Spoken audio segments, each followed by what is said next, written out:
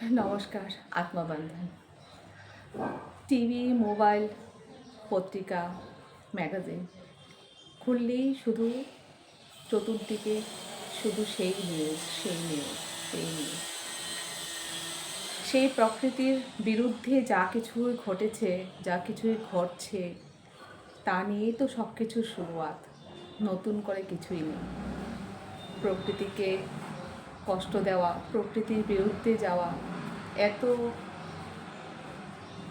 প্রকৃতির ক্ষতি করা, মহিলাদের এত কষ্ট, দুঃখ, যন্ত্রণা সব কিছুই তো সেগুলির সাথেই জড়িত আছে। মাদার আর্থের বিপরীতে গিয়ে সব কিছু করা,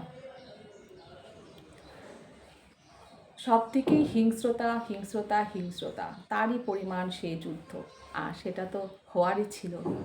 সবাই জানতো যে এই যুদ্ধ হবে, কিন্তু কবে থেকে হবে তার কারোর জানা ছিল না।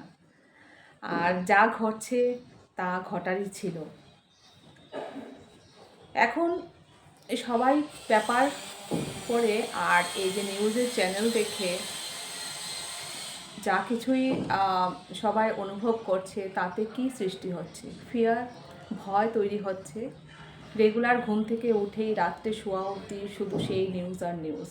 তাতে সবার মধ্যে আবারও সেই এনার্জি, পুরুষ বলুন, বাচ্চা বলুন, মহিলা বলুন, বয়স্করা বলুন, সবাই শুধু ভয় ভয় ভয়, ফিয়ার। তাতে যদি নিউজ দেখে সব কিছু পাল্টিয়ে দেওয়া যেত, তাহলে তো ঘরে বসেই সব পাল্টিয়ে দেওয়া যেত। চলুন না, তার থেকে ভালো আমরা সেই মাদার আর্থকে আমরা আমাদের সেই পজিটিভ ভাইব্রেশনটা সার্ভ করি। সবাই ভাবে ধ্যান শুধু নিজের জন্যই করা, নিজেকে আধ্যাত্মিক জগতে নিয়ে যাওয়া, কিন্তু হয়তোবা সেই কথাটা ভুল।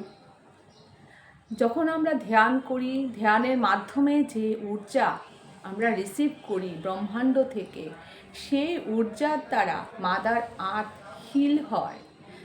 সেই কারণে ধ্যানীরা, মুনি ঋষিরা, যোগীরা, ওরা শুধু স্বার্থপর হয়ে নিজেদের জন্য কেউ ধ্যান করে না। সবাই ধ্যান করে নিজের ভাইব্রেশনকে বাড়িয়ে সেই ভাইব্রেশনটা মাদার আর্থের জন্য সার্ভ করার জন্য। তো চলুন আমরা ফিয়ারে না থেকে, ভয়ভীত না হয়ে, সারাক্ষণ ভয় পেয়ে আমরা কি করব? নিজেদেরকে আরও অসুস্থ করে তুলব, মানসিকভাবে, শারীরিকভাবে। কত মানুষ সেই নিউজ দেখে দেখে ভয়ের কারণে ঘর থেকে বেরোনো বন্ধ করে দিচ্ছে। কেউ কেউ হয়তোবা ভয়ের কারণে ঘুমের মধ্যেই স্ট্রোক করে যাচ্ছে। অনেক কিছু ঘটছে, ঘটবে। তার থেকে ভালো চলুন আমরা সবাই একসাথে মিলে যার যার জায়গাতে বসে সবাই ধ্যানের সাথে যুক্ত হন আর প্রেয়ার করুন সেই যোদ্ধাদের জন্য, যারা ফিল্ডে নেমে যুদ্ধ করছে।